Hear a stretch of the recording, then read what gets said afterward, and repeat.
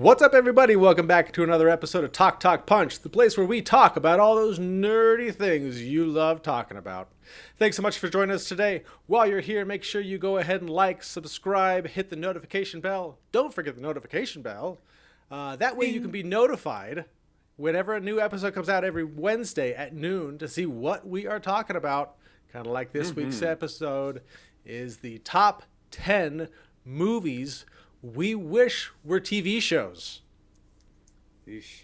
We're getting that mixture of TV and movies. We love it. So, We do. My name is Brody Hanson, and I'm here with my friend and yours, Charlie Hickman. Howdy. Hey. Brody, it's good to be here. And I just want to piggyback on your intro here. And I just want you to say, I know, we have a small but faithful audience out there, and it just really means the world to us that you're sharing this time with us. So we really do appreciate you, and thank you very much. So shout out to all you, all you tens of people that are watching. Very much appreciated.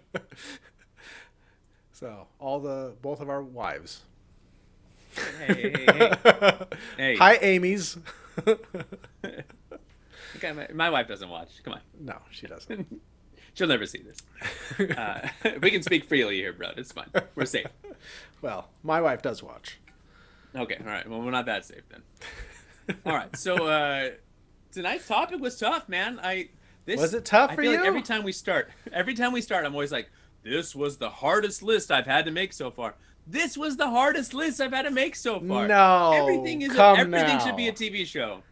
We should get rid of movies and just have only television shows. If nothing existed until this very point in time, and we had all the same technology that we have right now, and I said, okay, if we can tell a story, you can tell a full, complete story, and you have an hour and 45 to 2 hours and 15 minutes, or you can take as long as you want to tell the appropriate story. You can take 6 episodes, 8 episodes. It could be 6 hours, 8 hours, 12 hours, 15 hours, 4 hours, but we'll break them into 1 hour chunks. No one's picking, I'm going to take 2 hours here or 3 hours here to tell the story of this 1,000 page book. We'll talk more about that later. It was hard for you because you had a hard time narrowing it down then. Name a movie. Like pick a movie out of a hat, and I can argue that it would be a better TV show than a movie. There was some that I did come across. Oh, I got rid of the list thing I was looking at. That I was like, no, that's good as a movie. I will say that movies like Clue that play out more like a play, one set. Movies where it's like one weekend in a house or something like that, where it's designed to be a very confined, almost real-time experience. Those work great as movies. They'd also work great as like a couple of little short episodes of television. But like Clue doesn't need to be a TV show. It was a great like little one-off movie. But most murder mysteries, like a Scream or something, I think worked better as a television show than as a movie. It's really hard to like. They try to Scream. I think it was Scream 2 or Scream 3. They try to pull it. They keep trying to pull twists for the killers, but it doesn't make any sense because they had no time to establish like. You didn't see this coming. This guy wasn't even in the movie until now. It's just surprise.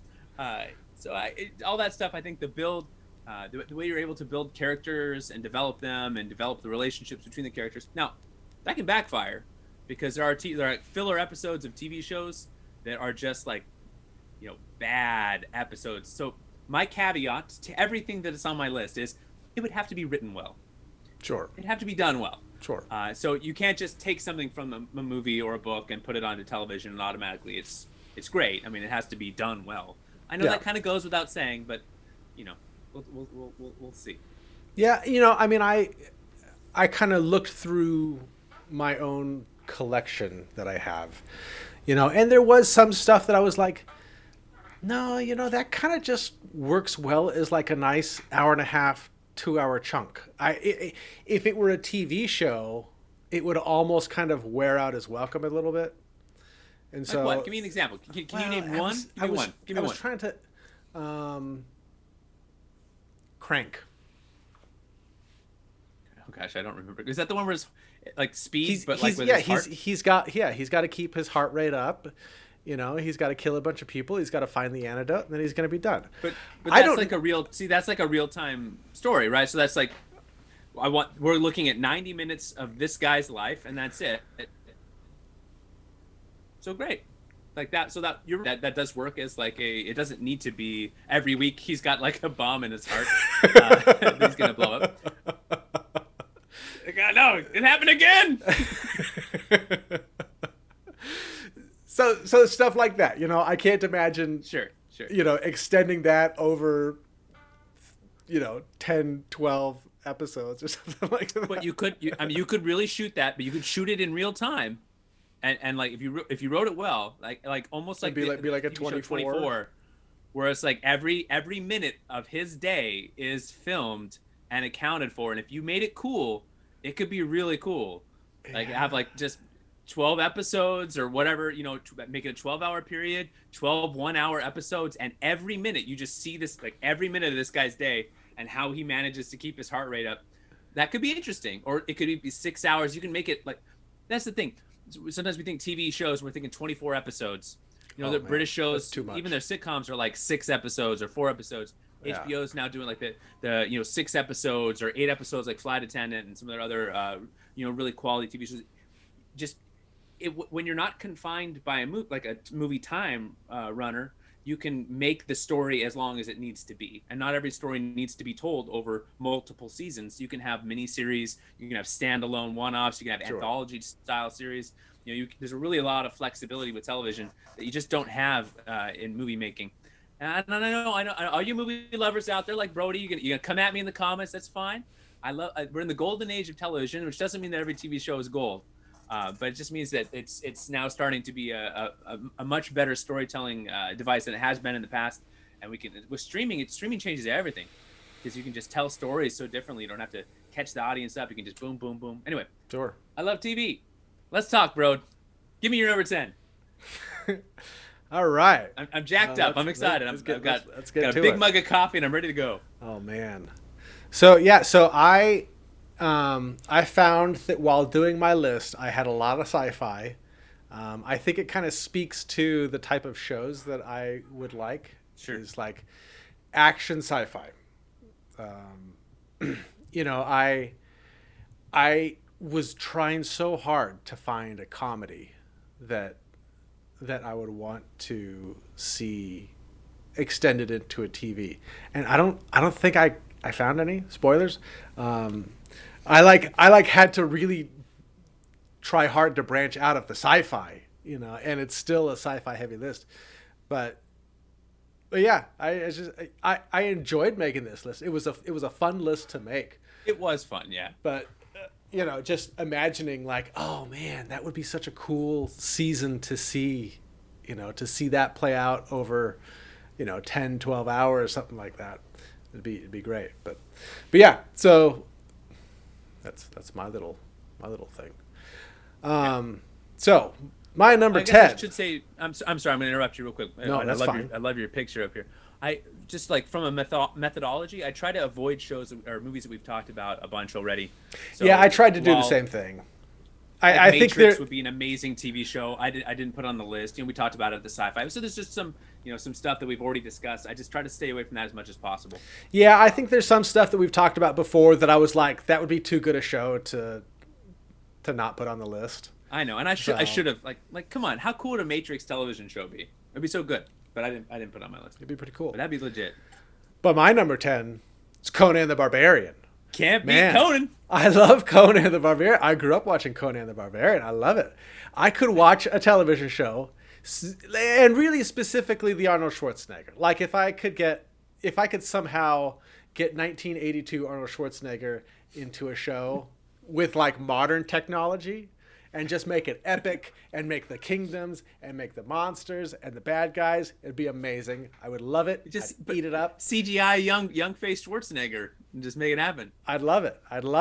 So I don't need to go into too much details. You know what that is. It's Conan the Barbarian over Conan, baby. Over a full. Give me 5 seasons of that, dude. Make its way to King Conan, man. You kidding me? I'd love it. So there's my number 10, Conan. Beautiful. I love it. I would watch it. Did you watch Xena or Hercules or any of those? Like, a little bit. Like, gosh, I was like 8 or 9 years old when those Yeah. were airing live, so I was into it a little bit, but the technology wasn't there. Yeah, It for looked sure. cheesy. Like the bad guys looked cheesy. The costumes were kind of cheesy. And so to get something that, Lucy badass. to get this and kind of, get a little Game of Thrones it a bit, get some real budgets behind it and things like that. Sure. I think it'd be awesome. So there's my number 10, 100%. Conan the Barbarian, the TV show. All right, my number 10, I'm willing to bet, is something you've never heard of. Oh, those are always fun. So, all right, should we flip the slide over here? Yep. All right. Interstate 60. What is this? What is this? So, if I told you there was a movie that existed with young James Marsden, Amy Smart, Gary Oldman, even appearances by Michael J. Fox and Christopher Lloyd, Chris Cooper, among others. From the creator you'd of Back to the Future? From the creators of Back to the Future, surely you'd say that had to have been a huge success, and I've definitely heard of that movie. But this is like a little indie film, and it's surprisingly good. But the premise of the film, it's episodic it's like screaming for episodic television treatment. And without giving too much away, because I'm much like everyone watching, except my wife, who I did make watch this, she's not watching. So I guess much like everyone watching, no one has seen this movie, and you should. I don't think it's streaming anywhere because I'm suggesting it, and that's my go-to thing here. But I do have it on DVD, so come on over, we'll watch it. Oh my goodness! But Gary Oldman plays this character who can grant like a wish, but he kind of does it almost like a monkey paw kind of way, where like careful what you wish for, because he's really kind of mischievous and messing with you. And so James Marsden's character is an artist, and he's struggling with a lot of the questions that we as young adults do. What does it all mean? Why am I here? What, he wants answers. And so he asks, his wish is he just wants answers. And so he gets set on this journey on this imaginary highway, and there's constant like stops that he has to make in these different like crazy environments, and each one is totally unique and almost just like an episode of television, almost like Star Trek, where they would go down to a world and there'd be some like unique planetary experience. So one town where there's like this drug that is highly addictive. It makes you feel amazing, but the only way to pay for it is to work for the town. And so it's like slave labor that is paid for by drugs that gets people hooked and addicted. And then they, and anyways, it's just like, so each place, and some of it's heavy, some of it's like action, and then some of it's like romantic, and some of it's just really funny. And so like it's just really interesting the way like every stop off the highway is kind of some new adventure. So it's just like crying out for like episodic television. It'd be really cool. And if you'd seen this movie, you'd be like, yeah, that's awesome. And the romantic storyline is really a minor subplot. It's really, you know this, bro. The best movies are always about the journey, and this one is all journey, baby. It's really kind of a neat, quirky little film, and I do recommend it. But I think it would make a fantastic television show. So all you TV execs out there, this is the one. Well, I mean, there's 9 other ones you could pick from ahead of it, but this is a good one. Okay, interesting. This might be the cheapest one on my list to get the rights. Never even heard of it. So, all right, number 9. 9. What is my number 9? Total Recall. Another Arnold Schwarzenegger. Just give me Arnold Schwarzenegger movie. I just want Arnold in his prime in every TV show. That's all I want. You got confused. This is not the top 10 Arnold films. That's a list we're gonna do. We're doing. I will say, by the way, as long as we're talking Arnold, the Terminator television show, which did not have Arnold, and it was really good. Only made it a couple of seasons and got canceled. I really liked it. It was way better than the Terminator sequels that came after T2. I think I watched like one episode of it. Brody hates TV, guys. Just so you know. But I watch love 4 hours. Zack Snyder cut, no problem. But 4 hours worth of television. Like, but I love Total Recall. I have always loved this movie since it came out. I love it. I love it. I love it. Let's get a TV show where they're on Mars and they're finding the bad guys and they're dealing with mutants, and you've got Arnold running around.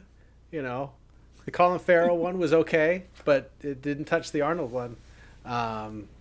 Yeah, Keep bringing Arnold back for all these. This would be such a cool show. I think this would be such a cool show. It may only go like one season. I don't know how long you would really need it to go. Yeah. But, you know, with all the tech, with all of the Mars stuff, you know, I think it'd be awesome. Yeah. So, heck yeah. There's my number 9, Total Recall. Total Recall. All right. My number 9 was a movie called Wanted. It was a comic book. It was a short run comic book, and if I'm being honest, the movie left me wanting more. I felt like the end was very rushed, and this is something that I feel happens sometimes in movies when you're pulling from a large amount of source material and then trying to fit that into one. You know, you can try to imagine instead of like having 3 to 4 books and then trying to fit that into one 2-hour movie would leave a lot of detail out. So, but if I could interest you in a TV show about a guild of highly trained assassins who can like bend bullets around corners with like 2021 visual effects, like how cool would a show like a mysterious assassins guild with like undercurrents of like betrayal and evil and good, and this guy who has this boring job as an accountant who finds out that his father was like this, you know, a crazy assassin in this guild, and he gets recruited into this and he's like born to it and he can do all this Matrix style stuff. It was made for TV in 2021, not for in 2008. Maybe it wouldn't have made a great TV show, but now let's see some bullets bending around some corners and we can have a much better ending than the movie had. And I think maybe get back to a little bit closer to the comic source material, what I think would be good, but it'd be really fun. And I want it to happen. I want it to happen. Look at that hair on James McAvoy. Wow. Right? Also, I'm convinced that cut. when they wrote this movie, they wanted they wanted Morgan Freeman's character to be Samuel L. Jackson. And then they couldn't get Samuel L. Jackson, so they got Morgan Freeman. Because there's some lines that's like, wait, like it stands out to me just like at the end when he's like, get that mother effer, and I'm like, that's not a Morgan Freeman line, that's a Samuel L. Jackson line. He's allowed to say whatever lines he wants, bro. He can drop all the curses. He's a grown man. Oh man. So there you go. All right, they get Sam Jackson for the TV show. There you go. All right, number 8. We're moving right along here. Ocho.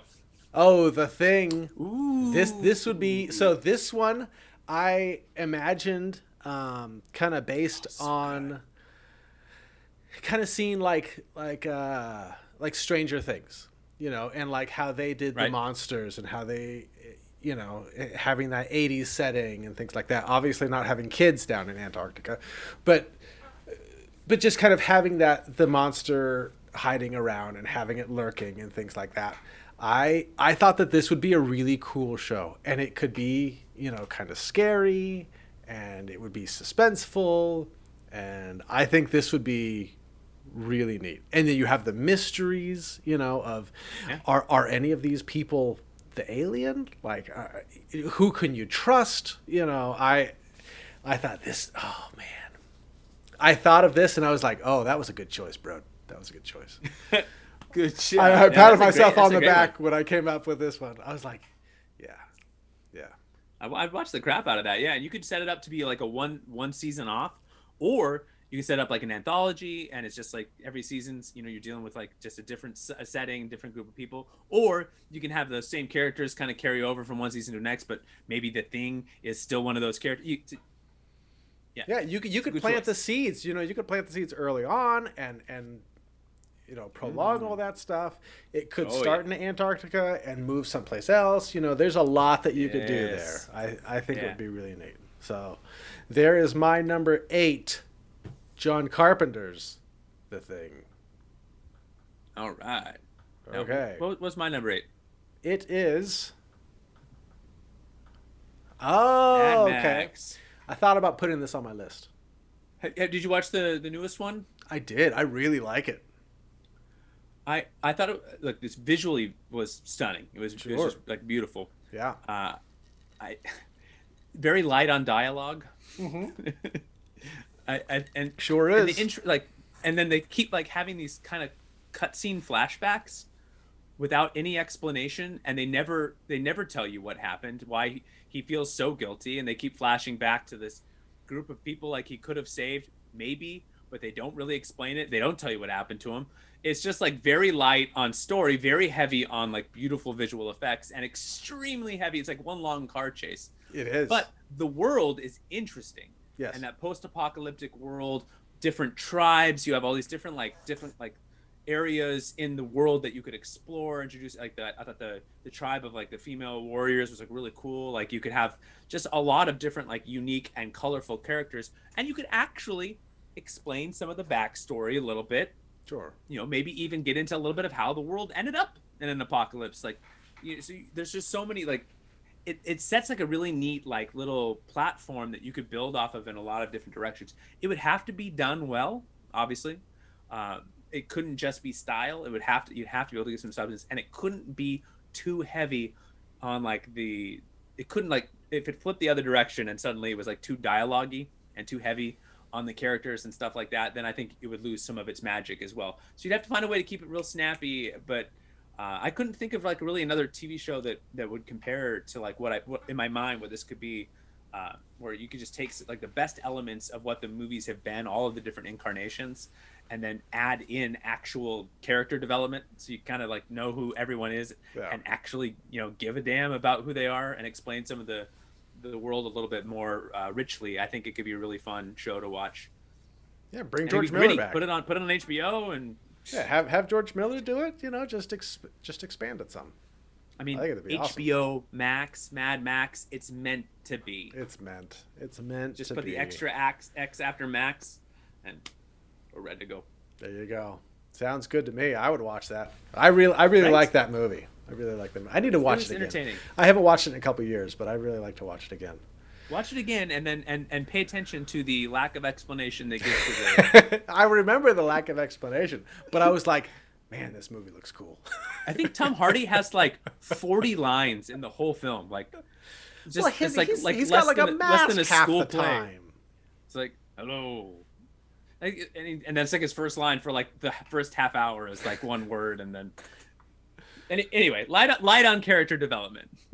It's okay. It looked good. Yeah, all right. It looked really good. Number 7. What is my number 7? This is always the fun part. Is we build these slides, and then I'm like, I don't remember what I put. So it's always a surprise.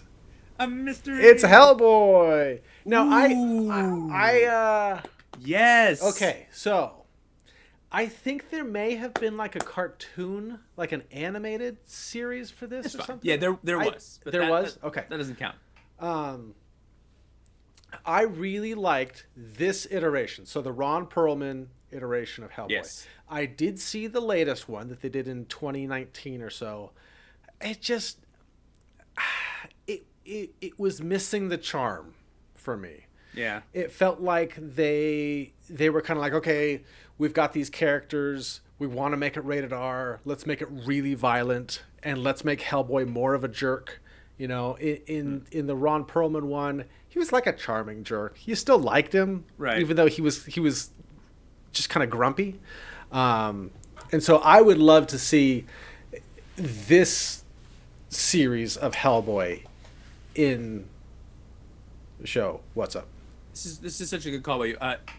Not an animated series, but there were animated like films, like straight to DVD animated stuff. Oh, there wasn't an animated series though. Oh, okay. Yeah. I just looked that up real quick because after I said it, I'm like, I know I've seen animated Hellboy, but I don't remember it being like a long run TV show. But yeah, I think you're right. This would be a great call by you. I mean, they even even in the movies that they set up, like the world that they set up is so cool, and it has so much history. You've got like, going back to World War II and Nazis and the occult. And you've got monsters, and you've got this whole bureau of investigation that you can have all these characters, and you can focus on the characters. I think in the movies, we didn't get a whole lot of Abe Sapien. Let's get some more Abe Sapien. Let's explore him. Let's explore some more of Hellboy's past. You know, let's dive really deep into this whole organization, into the characters, into Hellboy's dad, you know, like into the villains. Like let's really focus on the villains. You know, I think it'd be super cool. I think they set up a really neat world, a really neat universe, a really neat history. You know, you can go back in time, you can go forward in time. There's so much area to work with this. I would love it. So that is my number 7, Hellboy, the Ron Perlman series, not the Ron Perlman edition. Not the. He can still do it. Oh, he totally could. I bet he would too. He's talked about how he really liked playing this character, so I bet he would. Like him. So there you go. All right, Charlie, your number 7 is. Oh, okay. Interesting. All right, now, the Da Vinci Code, and you could sub in National Treasure if you want. I actually thought about putting National Treasure on my list. Now, the only reason I picked this over National Treasure is because there's source material. Sure. And I think anytime you have strong source material, it makes the you get into it too deep into a National Treasure TV show, and you're kind of just making it up as you go. There's going to be unevenness in the seasons, just like there was some unevenness between the 2 films that they made. To my knowledge, they were not based on a book, so I guess I didn't look that up. I don't think there was a National Treasure book series. So. I don't believe but, so. You know, if there was, and then I apologize, and I will make a whole apology video after this to Nicolas Cage. Also, he couldn't be in it. Unlike Brody, I'm happy to let Nicolas Cage go. You don't need to bring back 1982. Charlie. If it's 82 Nicolas Cage, I'm in. Like Raising Arizona Nicolas Cage, sure, that's great. Bring that on. But like something like this where there's a season to flush out. We're talking about a 500+ page book here, and they're cramming, and it's a book full of twists and turns and dark, sinister plots and mysteries and cabals and all sorts of just unpacking historical mysteries, which all of that I think is really fun. Like it's silly, it's fun, it's obviously it's the Constitution doesn't have what was it they were going for the Declaration of Independence doesn't have any invisible ink on it or anything like that. But it's fun. Like you put them in the historical settings, famous paintings that have hidden clues and secrets. It's like made for TV. Episodic television where you're watching an episode, there's character development, there's mystery, there's these things that are happening, there's some action, car chases, gunshots, all this good stuff, and then there's a clue at the end of the episode and you're like, oh man, I gotta hit the button, I gotta see what happens next. Like, oh, they found a tunnel, like, oh, they found the clue, and you want to get to the next. And I don't think there's anything really on television right now that's kind of doing that. There's been some shows that like what was the one where he was like from the 1800s or something, and then he woke up Sleepy Hollow. Oh yes, yeah. But and became like an investigator, and yeah. I liked the first season of that. Yeah, I think every show that as I imagine them is basically going to be on HBO. I think is the bottom line. Like I'm not picturing anything like being on CBS or something. So we want full budget. Full budget. Full budget. It's And you know what? I talked earlier about the limitations of film, and I really should say that one of the biggest limitations of television is the budget. Sure. And if you're spending 2-hour movie and you're spending $200 million, and then I'm like, okay, but now just make 8 more of those. So that's I know that's a big constraint, but I think this would be really fun or something like it. Give it to me. For sure. All right. So number 6. Oh, my number 6 is Inception. I had to get some Christopher Nolan on here. This was on my list. Was it really? Until about 15 minutes before we started. I stuffed something else in. This would be great. I think of all of the Christopher Nolan movies, I think this one would be best suited for a television show. Yes. It left things really open-ended. I think there's a lot of stories that you could explore with this. There's a lot of Yes. worlds. You can have different mysteries that you're looking for, different, bad guys you can go after, where you're going through all these levels of dreams. I think that this would be a really neat show, and I think it would be one of those.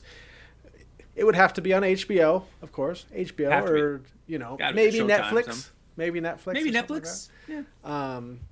But yeah, it would be one of those, like, just brain busting show that you're watching and you're like, oh my goodness, like, how do they do that, and where are they going to go from here? And it'd be suspenseful, and there'd be action, and yeah, I think it would be a really fun show, and I think it would be super cool to see. And I think it's a show. I think it's a show that could actually go many seasons, and could stay fresh, and could maintain the stories that it's building, and the universe that it's building, and the characters. You can have characters die, you can have new characters come in. You've got kind of this group, and so things can ebb and flow, and they can move all around. I think this would be a really good show. I agree. Yeah, I think this came out and people were like raving about it, and then you had this other crop of people who thought it was confusing and didn't like the payoff at the end with the spinning and kind of use your imagination to decide what happens next. And I do feel like if there was more time to really define the world and to explain things in a little bit more detail, I think it'd be really special. I think you're 100% right. I think this would be a great TV show. Did you see the Rick and Morty episode where they did the Inception? If not, I haven't seen any Rick and Morty. Oh, you have HBO Max. I have HBO Max now, so it's on my watch list. Okay, but if you're gonna watch it, and because you're not a TV guy, remember you gotta watch it. If it doesn't grab you after episode 1, that's okay. You keep going. It's great. Okay. You don't stop a movie after 5 minutes and go, well, nah. I gave it a shot. I tried Batman versus Superman, but they just started talking about Batman's origin story again, so I shut it up. Although that would have saved me a couple hours. Oh, come on. It was a bad movie. All right. On to number 6. Charlie's number 6. Okay. All right. My number 6, and I'm curious if you've ever even seen this movie. Yes, I've seen this movie. Give me a break. Brody, what do you think? Brody, I need you to be honest with me right now. Have you even seen this movie? Yes, I have. Yes, I've seen all 3 of them. Really? Okay. All right. Yes, well, yes, I've seen this. Come on. Gee whiz. Now I know what you're thinking. You're thinking, Charlie, they already made The Sopranos. But come on. First of all, The Sopranos was amazing when it was on. And I think it's one of those things, much like The Godfather, that was absolutely breathtakingly incredible when it came out. But time passes, and it's a little bit of a harder sell. I am firmly aware, because I've tried to get people to watch The Godfather with me. I said, we're going to sit down. Are you ready to spend 3 hours with me in this room watching this really slow-paced, beautiful film? And I have yet to successfully share this with someone and have them walk away going, that blew my mind. That was amazing. So now it could be that I've just had terrible friends my whole life, and that is highly possible. It could be that they just weren't the right people for this film, and because there are a lot of people who love it, but I think a lot of people who love it saw it.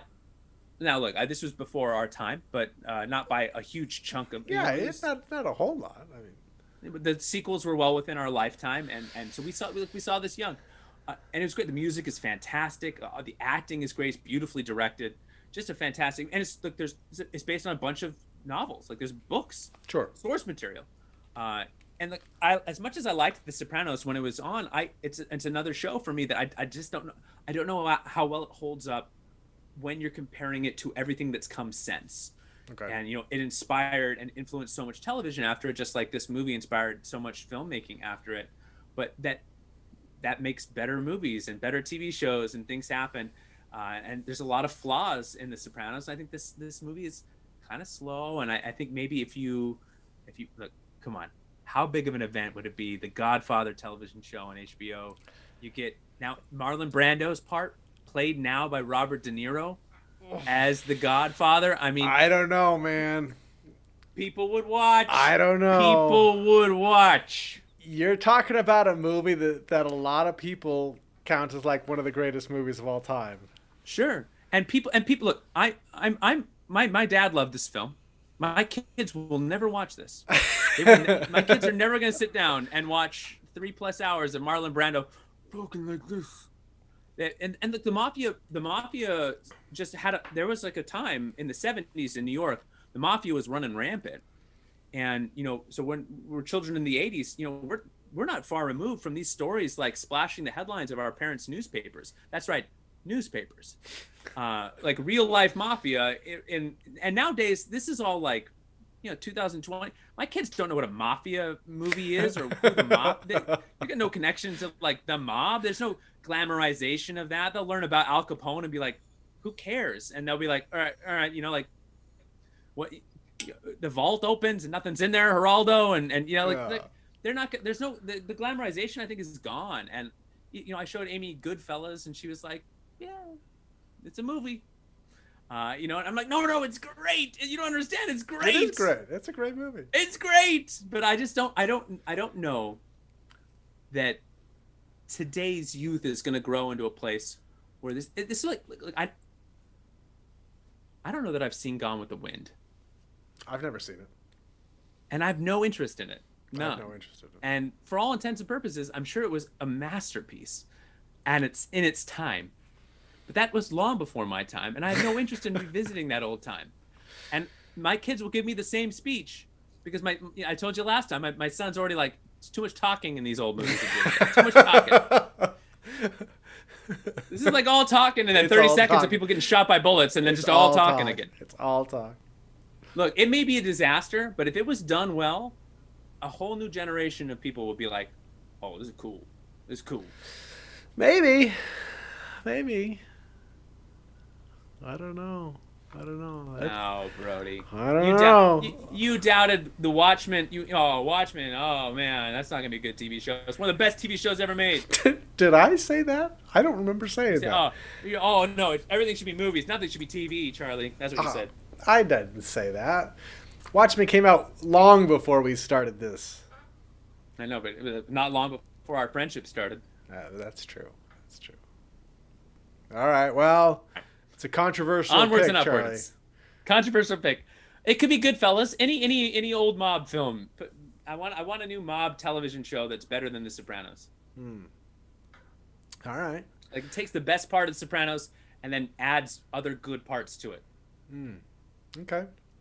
So like a modern Sopranos.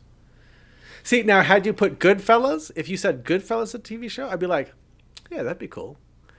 I don't know. There's something about The Godfather. I don't know what it is. I think it's because have you shown Amy The Godfather? No. Are you ever gonna watch that with your wife? Are you gonna sit down? Probably not. When was the last time you watched it? I challenge you between now and our next podcast to watch The Godfather in its entirety without your cell phone. Me and a friend said, let's have a Godfather marathon. And so we sat. How far did you make it? We watched all three. It was in 2011. So how many times did you fall asleep? None. Come on now. Right. I challenge you to sit down with your wife. No cell phones allowed. You can't have a phone in your hand. No computers. No tablets. You can only watch the movie, and I want you to watch her watch it. And you tell me if she's into it. Okay. All right, Amy, you hear that? Did you watch the Irishman? No. Same director. A movie. It's lengthy. It's supposed to be great. Yeah, I don't know. That's what I'm talking about. I don't know. I don't know what it is inside of me that is like. Oh, that's a tough one. I don't know why. Okay. All right. Do I feel protected? Is Godfather my number one movie of all time? No, not at all. Is it in my top 10? Is it in my top 10? No, it's not. Do I still feel somewhat like if they announced a Godfather show, would I be like, What if it was just based on the books and they called it something different, like The Godfellas or The Goodfather? Then that would be just fine. Because look, in my opinion, if there had never been a Godfather 3, you're probably right. But people hated Yeah, Godfather Godfather 3 wasn't Hated it. very good. So like from where I'm sitting, the legacy's tarnished, and right now it needs to be reborn into a new legacy. Oh, I see. So you're Right? just trying to save it. Okay. Trying to save the legacy. This is like, Godfather Star 3 Wars tore makes it prequels, down, and and you want to build it back up. that's all I'm saying. Come on, Coppola, call on me. Well, that I makes got sense. you. All right. I'm on. And board his now. daughter could direct the show. Sofia Coppola. That's true. Come on, let's make this happen. That's true. All right, number 5. Number 5. I think I know what my number 5 is.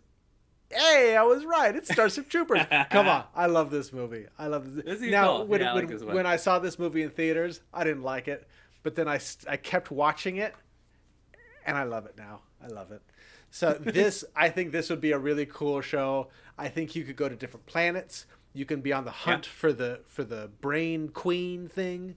I think you can explore the characters. You can explore the training that they have to go through, explore what's going on at home, all of the military stuff. They have like the different ranks because they have like the troopers, they have the pilots, and then they have the science. You could explore all 3 of those different branches as well as what's going on back at Earth. I think this would be a super cool show. And you could still have Neil Patrick in his original role. Just bring Neil Patrick Harris back. Bring He's phenomenal. Casper Van Dien. Casper Van Dien, bring him back. He's come back for like the sequels.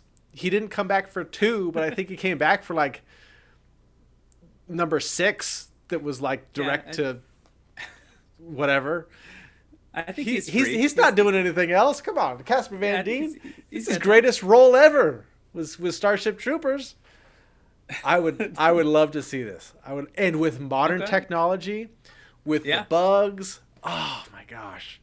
And then you get the action, you get the sci-fi, you get the humor. This is like home run TV show. Yeah, I'm on board. Everything's better as a TV show. This would be great. I would love it, and I would watch the heck out of it every week. I would watch it, and I would count down the days, count down the hours. I would watch it. Starship Troopers, episode 7's coming out tonight. Oh man, be so good. And we talk about it, and you would make fun of me, and I would say, Charlie, it's a TV show. You got to watch it. I would watch this with you 100%. Oh my I'm gosh. all in. I would love this. I would love it. So there's I don't know how much more I need to go over it. It would be great. No, that's good, man. It'd be great. I'm sold. So there's my number 5, Starship Troopers. My number 5's kind of in the same vein as yours. Oh, I thought about this one. I thought about it. This is like ready-made for television. Now this one was animated. This one's an easy long-running animated show. This is an easy one. This one was born for television, and they've tried to remake, the sequel. Not remake, but they've made sequels that have just been garbage, pure hot smoking garbage. But that first movie, that was a gem, and and maybe it was just because of Will Smith and Tommy Lee, but they were also in the second and I think the third, and they got progressively worse. Third? There's definitely been 3 at least. I don't know if they were in all 3. Which one had Laura Flynn Boyle in it? Because that one, they were making up the script as they were going. Men in Black 2 was not good. And then, I don't know if there was a third one, but then they just did the Men in Black International that had Thor and Valkyrie in it. Yeah. No, that just came out like a year or 2 ago and did horribly. Yeah, there was 3 in the box office. There were 3 Will Smith, Tommy Lee. There was 3 of them? Oh my goodness. Those, yeah. And then the Thor and Valkyrie one that bombed. Well, I mean, Men in Black 3 and 2. Look, I spent a long time. Maybe they're better than I'm giving them credit for. No, but I don't think so. But this is an example of like when you have great chemistry between 2 actors and you have like a fun high sci-fi concept. Like you want to revisit that. And so and let's be real here. It's more about money, but. It might, when you have characters that you want to revisit, then you have studios who make sequels, and just a lot of times those sequels, they just aren't as well written. They're rushed. It's like music. You have a band who spends like their whole lives crafting a beautiful 12 songs. They come out with their first album and they go on this massive tour. And while they're touring, the studio's like, hey, by the way, you got like a year and a half to write your sophomore album. And so they wrote these songs for like a whole lifetime, and then now they got like a year to write 12 more great songs living in the shadow of like the hits of the first album. You see so many one-hit wonders in bands that just disappear after one great CD. It's hard to write great music in a follow-up. CD. Know, right? Oh my goodness. It slipped out. It slipped out. I apologize. I should have said record. That's my bad. A-track is the term. All the kids are saying it. Anyway, so I did not like the sequels, but I still think it's a fun universe. And this would be a great show. You could have a lot of fun with it, and you could be like a little darker and grittier. It could be light and humorous. You could really marry those two things together. And as long as it wasn't too cheesy, I come on. You get Zach Braff and Donald Faison on this. Come on, you like a little make it happen. Yeah, no, this would be a great show, and it could go on for a long, long time. I could see this having long legs. Mm-hmm. All right, number 4. Cuatro. What is my number 4? Oh, John Carter. Okay, so this is an interesting one. This did horrible in the box office. Yes. Came quickly to DVD, and I remember watching it. I got it from Redbox, and I watched it, and I finished watching it, and I immediately thought, boy, this would have made a much better TV show. Because they crammed so much stuff into this movie, and it didn't work. And right. You could see how, because there is source material, there's John Carter of Mars, the books that were written 100 years ago. And they, in this movie, the latest Disney one, they tried to kind of set up a lot of this stuff. Like they had kind of ambitions of having this become a big series and having multiple sequels, and then it just didn't pay off. Yeah, just a fire truck drove past my house. But I remember I got done, and they messed with some time, and they were like, oh, is John Carter on Earth? Is he on Mars? And like blah blah blah. He's got some family members. How long has he been alive? All this stuff, and I was like, I remember thinking, boy, if this was a TV show, like this would have worked so much better. And granted, Disney put a big budget on this. They spent a lot of money on the CGI and things like that. Sure. But as far as the story, like, I think it would have been so much better suited to be like had they, and maybe they will, decide to kind of reboot this on Disney Plus and have this be a Disney Plus show, with just give it a smaller budget, but give it that 10 episodes, whatever. I think it would be really cool. And I think that there is the source material. I think it'd be a good story. I think they were just looking for a blockbuster. This was around that time where, I think they had like just bought Marvel. Does it say on there when it came out? I want to say this was like 2010 or something like that. There wasn't a whole lot, Pirates, they were in between Pirates. I don't remember if this was like right around when Lone Ranger came out that bombed really bad. 2012. Okay. So they were going with, they had the Marvel stuff going, but as far as like the Disney stuff, they just didn't have a whole lot. So this is something that I would really like them to see reboot onto a Disney Plus series, because I think it would work, and I'd be. Is this one where he can jump really high because he's on Mars? Yeah. Okay, I've seen parts of it. So, and I thought the movie was fine. I didn't think it was a horrible movie, but I wasn't blown away, and then it just died because it did so horribly at the box office. So. There's my number 4, John Carter of Mars. My number 4 is I thought The about Frighteners. putting this in my list. I saw this and I was like, that'd be a cool one. This good, is a good great shout, little Charlie. film. This is a good choice. You, sir. And just in case you're not familiar with it, Peter Jackson, by the way, of Lord of the Rings fame, directing this. Early Peter Jackson. That a young Michael J. Fox, I believe this was '96. So there he is, young Michael J. His wife passes away tragically, and he discovers that he has the ability to see and communicate with ghosts. So he kind of starts running this scam where the ghosts will break into, not break in, they can just go through walls, but they'll invade a house and start causing all these kind of haunting problems. And then all the Ghostbuster, Mr. Fox, who comes in and he gets rid of their ghost problem. It's a nice little scam, but then there's like this spirit that starts killing spirits and people, and it gets surprisingly dark, and Jake Busey is very creepy. He is, and he is like, he is. There's some in the water you see home because they grow them big and they grow them creepy. But yeah, it is a really this is a really good underrated film. I really enjoy the movie, and I just think it'd be a really cool television show to watch that play out, where you can get a little bit more backstory of like Michael J. Fox and his wife, and you get more backstory of the ghosts that he works with. You have a bunch of like silly little episodic things with this overarching storyline throughout the season of like basically this spirit serial killer. So it gets dark and scary, but it's also like really fun. Like when it's funny, it's real funny. Sure. And when it's scary, it gets scary. Yeah. So it you can see by the poster there, very frightening.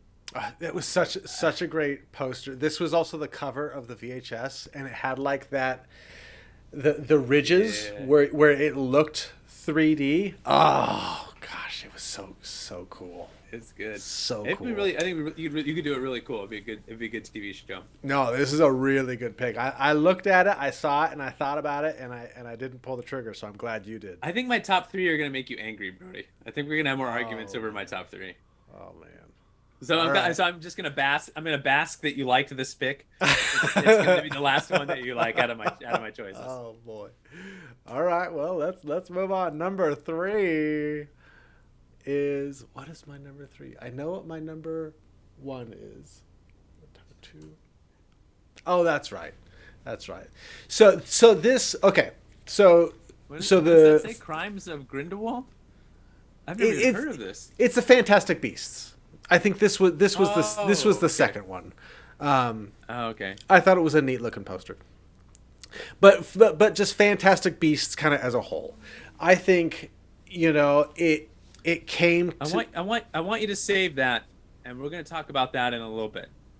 Okay. So is that fair? Yeah, that's fair. I got something coming up. We're going to talk about it. All right. Well, there's my number 3, Fantastic Beasts as a whole. All right. Oh, interesting. Okay. All right. Now hear me out before you get angry. Okay. It's a classic movie. Classic movie. There may be more people upset about this than The Godfather.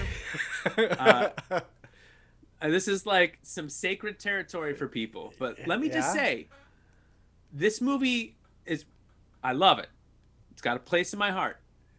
But it is very, like Robin Wright, Penn's character, or maybe it's Robin Wright now, incredibly underdeveloped. She essentially exists she's mean to Wesley. She loves Wesley. She's left by Wesley. She agrees to marry the king. She's gonna kill herself because she doesn't want to marry the king, and then she gets rescued. Yeah. She has just like the most one-dimensional female character, and that's look, this is a real problem in not just movies but also in television, where they write these helpless like really one-dimensional female characters, and save me, save me, Wesley. And the men get to be the heroes, and he overcomes death, and he's a pirate, and he's on all these adventures, and he's got giants and swords and blah blah blah. So I would love to see this story retold with some actual like 3-dimensional characters. I like a fantasy series. I thought about putting Stardust on the list. There's something about like such a good movie. Taking a beloved fantasy movie and then just expanding it so we get more depth of character. So it's not just this one man's like crusade and adventure, but that both characters really get fleshed out, and she gets to be a badass, and they both get to have these adventures. You have same thing. You got my name is Inigo Montoya, and you killed my father. Prepare to die. You have these kind of like memorable performances that would be hard to like replace those, like Mandy Patinkin and Andre the Giant, things like that. But man, a modern retelling, not modern, like we're gonna keep it in the fantasy realm. Sure, but, sure. Like today, with like today's effects, like just you'd have sea battles like Pirates of the Caribbean out there in the waters with the dread pirate Roberts. You'd have these big sword fights. You could have big battles like Lord of the Rings style. You'd have like one-on-one swordsman combat. The scary forest where you're going to the woods and there's the forest is alive, and you could really put some creative beasts in there. You have the overcoming death and all this stuff, and then like that's just to like get out of marriage, and like they could have all sorts of adventures beyond like, and you can even eliminate that storyline altogether. Just create a fantastical world with these beloved characters where they get to just roam free. You could even pick it up after they escape on the horses. What happens next? Like you could start there if you wanted to leave the movie untouched. But I just think that like it's a fun world that they created, and really you could insert fantasy movie that you love in your heart here, and it would fit. But just making it a little bit more episodic, not too heavy on like on the mush, just enough romance to make it interesting. Not and make the woman like make her like awesome instead of like so flat. And you still get Billy Crystal. You bring him back. Of course, you want Billy Crystal. Billy Crystal. You want Arnold and everything. Give me Billy Crystal and everything. He could play Don Corleone in The Godfather. Give me Billy Crystal. Yeah, that would be something. All right. All right. Well, no, it would be interesting. It'd be interesting. No, you're so angry. No, I'm not angry. No, I'm not angry. I would watch it. Sacred cow. No, I would watch it. I'd watch it. All right. It would have to be way cooler than Once Upon a Time, which that did not connect with me. I didn't watch any of that. Yeah. I don't got time for that. Okay. I ain't got time for that. Number 2. All right. So we only got 2 left. 2 left? Yep. Okay. Edge of Tomorrow. Now I know this is one that we've talked about before. We both really like this movie. I don't need to spend a whole lot of time on this. But just the Groundhog Day, once you die, you come back, you relive that day. I think that would be a really cool TV series. I think that you have the action, you have the sci-fi parts, you've got just the adventure of him trying not to die. But then if he does die, okay, so maybe the first couple episodes are like him dying quickly, and then the deaths take longer to hit, and so maybe you go a full episode without a death, and then at the end he dies, and you're like, oh my gosh, like on the next episode he's got to do it all again, and I think that would be a really neat way to tell that story, to where maybe if it's a 10 episode, maybe on episode 7 he doesn't die, and then he keeps going through episodes where he doesn't die, and that tension is building of is he going to die, where he's going to have to start over, how far is he going to get? And I think with a TV series, with an hour long or something like that show, you could really build a lot of that around that tension of this character could die and he could have to do this all over again, where in the movie it does have to happen pretty quickly. You can you get the deaths, you kind of establish like, okay, he's done this a lot, but you can almost do that a bit more with the TV show, and I think they would have a lot of space to play with that idea. So I think it would be really cool. Yes. Yeah, this would be a fun one. Plus, you get the action, you get the aliens, you get all that. And this might be a really cool anthology story where you just take the storytelling mechanism, and then you just kind of, so you have a season of this guy, his particular story, and then you have a new character who's kind of experiencing something different in a totally different world in a totally different setting. You could make it an anthology show, it'd be cool, or you could you could just have it be a one-off. Yeah, I'm all in on this one. Yeah. Love it. So I don't need to talk too much more because we've talked about this one on a number of episodes. So there's my number 2, Edge of Tomorrow / Live Die Repeat. All right, here's my number 2, baby. Oh, Charlie. If ever there was a movie that was made to be a TV show, It's this one. Okay. They, All right. They go from there's no such thing. So in the span of like 2 hours or less, they go from there's no such thing as ghosts to there's ghosts to there's ghosts and people believe them because they're busting ghosts to they're getting their plant shut down because there's no such thing as ghosts to like it's the end of the world and there's an apocalypse and now they've got to go defeat like this. You could have a ghost of the week that they're fighting. This was another successful animated show, by the way. You could have a ghost of the week, like so you could make it like a serialized TV show like that where they're fighting, a different specter, and then with this overarching, you have the politicians and like the science guy whose name I should have looked up before this, so I could have said it and sounded smart. Instead, I'm gonna say the douchey guy who's like, I'm gonna shut down your containment unit. You could have that going overarching for a full season, and you could really build like this apocalyptic end of the world stuff. State Puff Marshmallow Man. If there had never been a movie of this, and they invented it today, and somebody they came up with Dan Aykroyd comes up with a script, there's no way this isn't going to like HBO as like an amazing TV show that everybody wants in on, the hottest pilot of the year. Everybody's in on the Ghostbusters TV show. It would be a great show. I defy you to disagree. No, I actually agree. I actually thought about this one. I think this is a really good choice. There is a lot of space for the episodes to have individual episodes as well as an overarching story.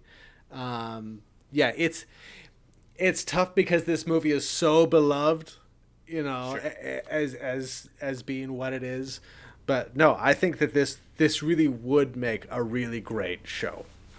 Yeah. So you can get the comedy, you can get the spookiness, you can hit all that stuff that the movie hits and keep that tone in a TV show while extending it out and really playing with that. So no, I think that's a good pick. Could be good. All right, thank you, sir. All right. What's your number one, babe? I'm so number excited. one. Okay, here we go. I know what my number one is. It's the Justice League. No. Oh no. Okay. Now. No. No, I'm talking about. I'm not saying bring anything back. I'm not saying the same cast. I'm not saying the same directors. Okay. I would love to see. Okay, we have the blockbuster movies. Okay, and I'm not talking about the CW stuff. I'm talking about.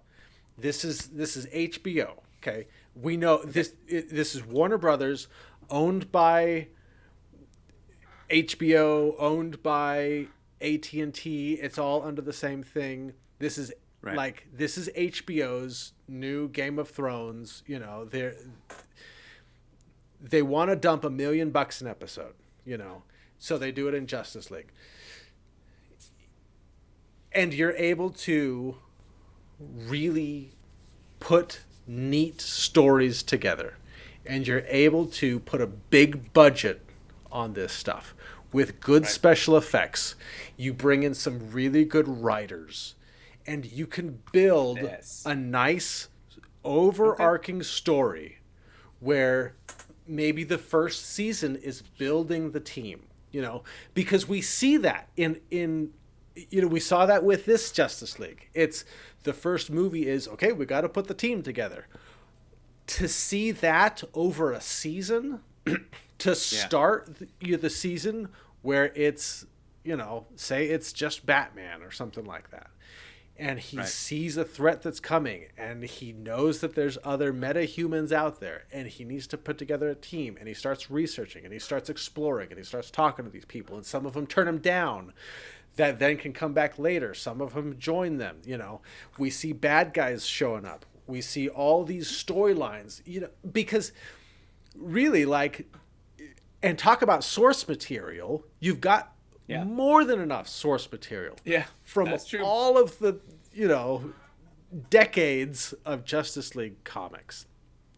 I would love, even more so than a big blockbuster movie, if I'm DC and I want to go against Marvel, to put their biggest team as a series as opposed to a movie, I think would be awesome. I would love to see that and really develop the characters and take your time doing this while still having the action, while having the writers, while having the mysteries, while having, the additions of new characters, have people cameo, have people come and go. I think this, should be a series. And I think if we're talking about the movies versus streaming, we're talking about HBO putting stuff straight onto HBO at the same time as theaters.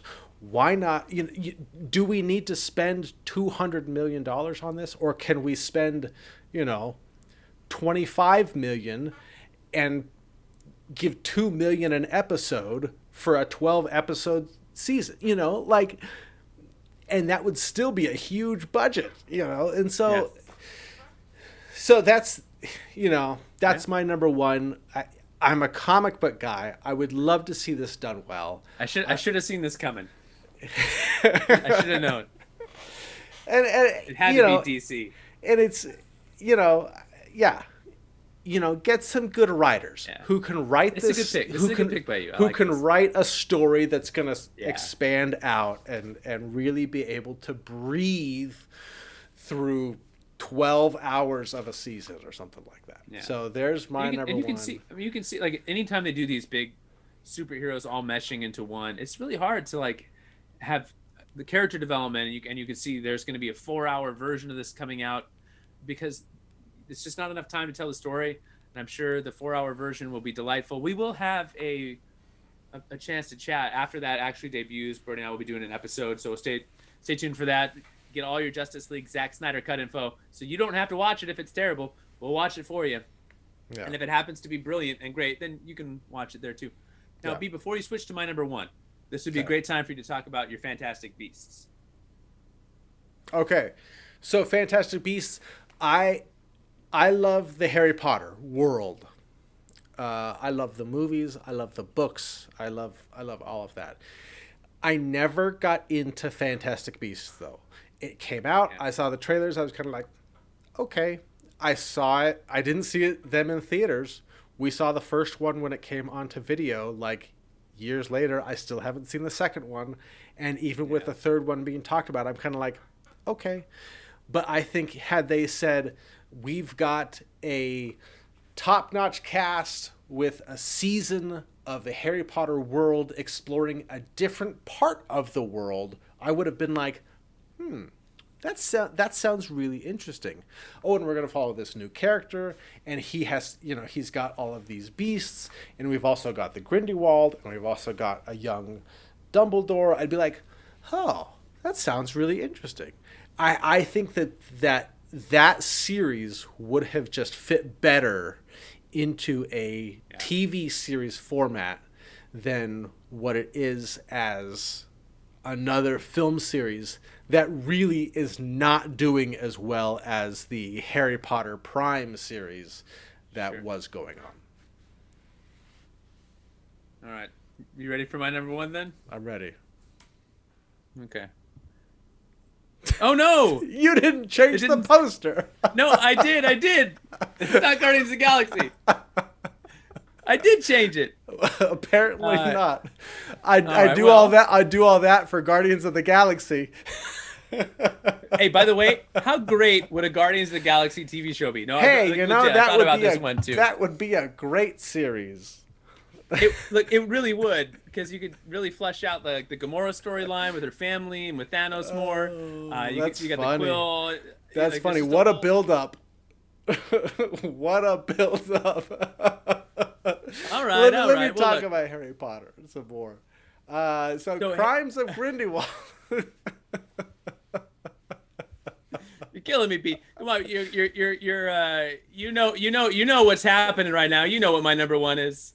You know what's happening. I don't know if I do. Is it Grindelwald, or is it just Harry Potter?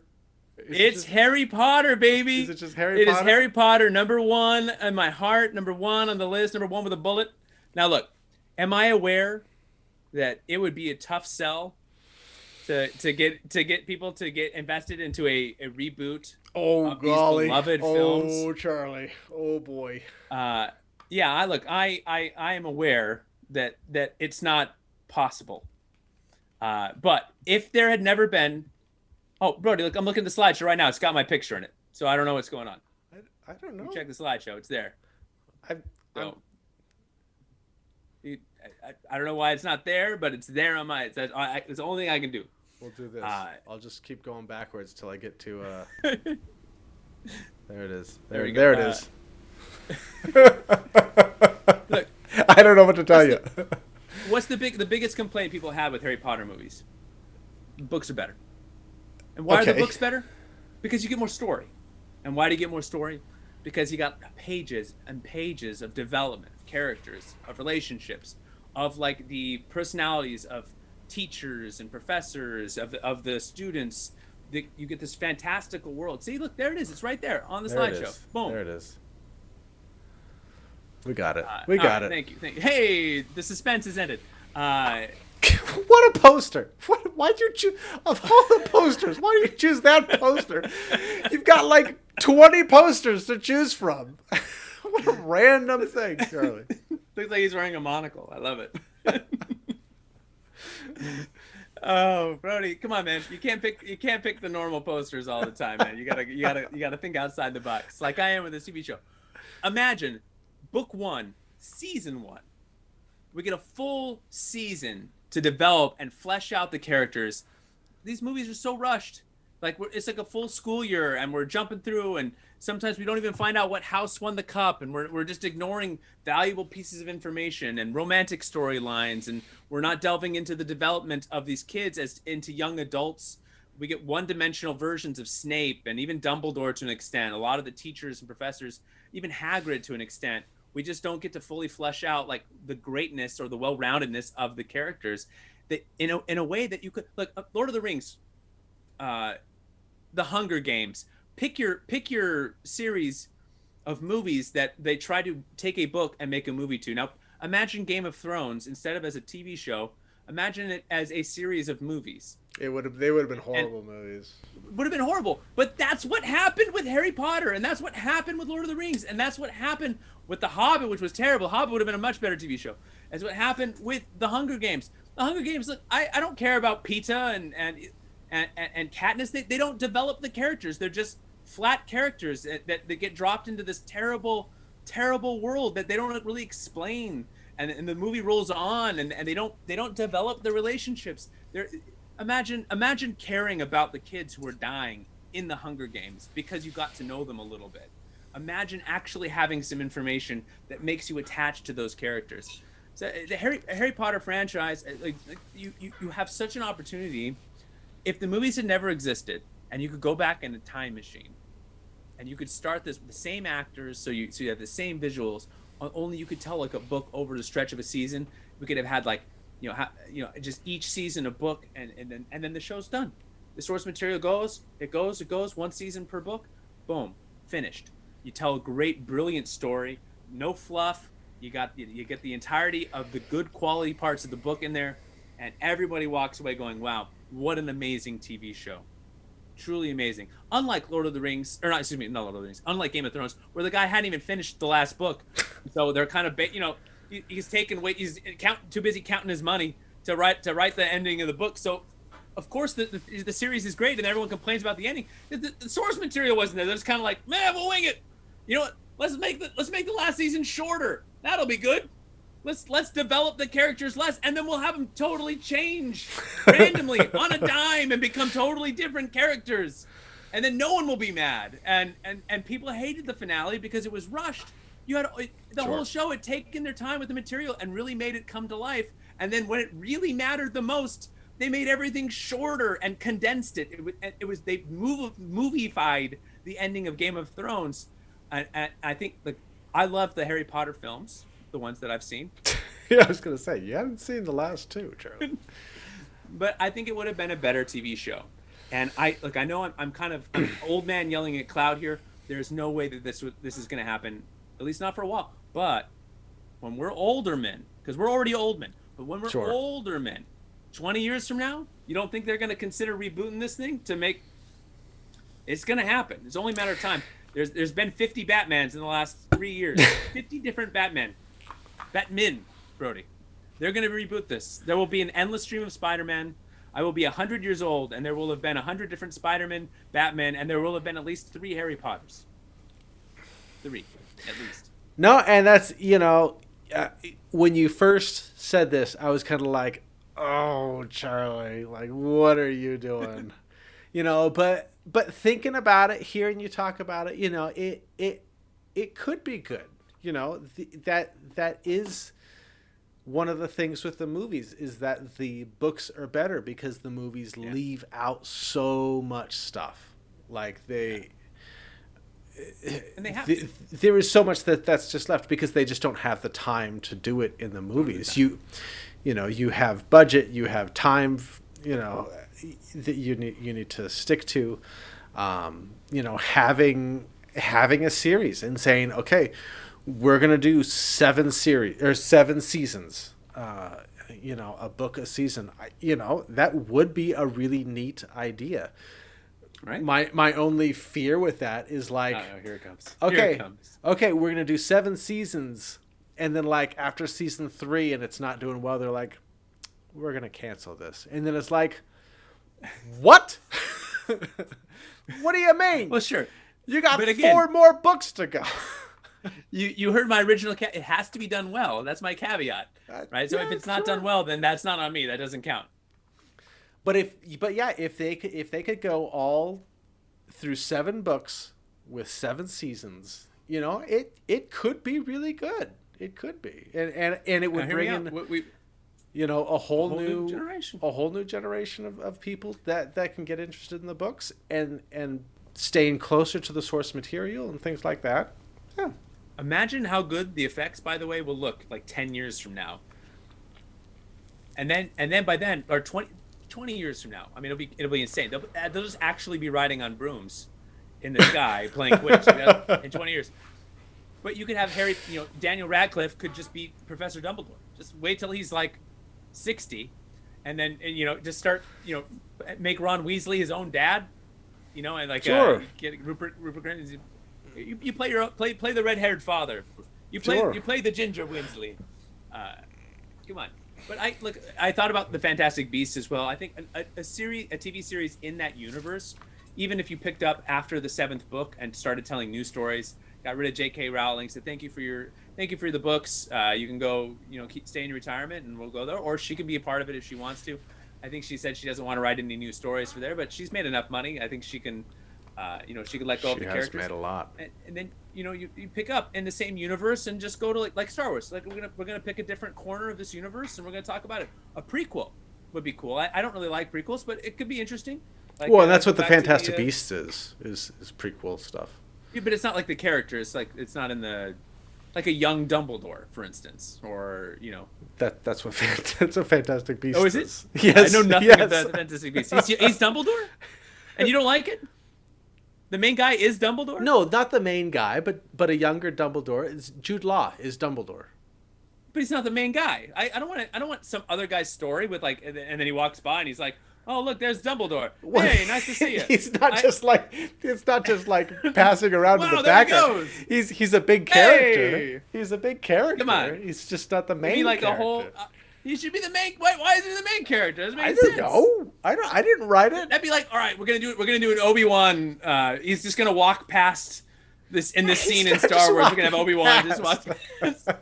some Jedi's out there, and Obi-Wan's like, "Oh, nice to see you. Hello there. I'm Obi-Wan. Perhaps you've heard of me. Oh, but nice. I'll see you later. Yes, I'm good." He has to say hello there. Hello there. Hello there. I was once a Jedi. Want to hear some stories? No? Then I'll be on my way. Thank you. All right. Oh, man. Anyway, Harry Potter. I thought about for this list, I thought about just taking your top 10 favorite movies and then just going in order. Oh, my goodness. So we get, just to say all your favorite movies should be shows, Brody. No, because, I think there's our movie, I don't think I'd need like Interstellar as a TV show. That works very well as a movie. It's a long movie. I'll take your word for it. but it's you have to watch it this year. You don't recognize Hogwarts? Hogwarts with the Starry Night. Yeah, I do. I saw it. Okay, I see. Right. Yeah. Hey, an Event Horizon TV show, by the way. Okay. I thought about putting that on, but they're actually making that. Amazon is making. Are they? See? Yeah. Hey, there you go. I'll watch that.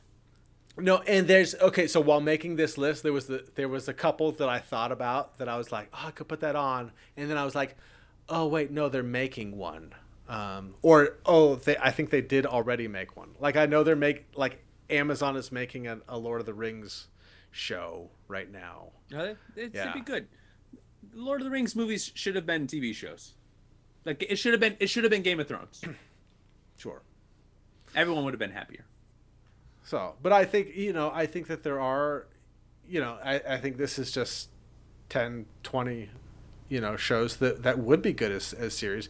But I think right now, as we're in this streaming era, where these companies are willing to give some of these shows actual budgets, and actually promote them as events, we're seeing that with, Disney and HBO and Amazon and Netflix are actually really putting effort into making these shows really high quality, like movie quality shows. Yeah.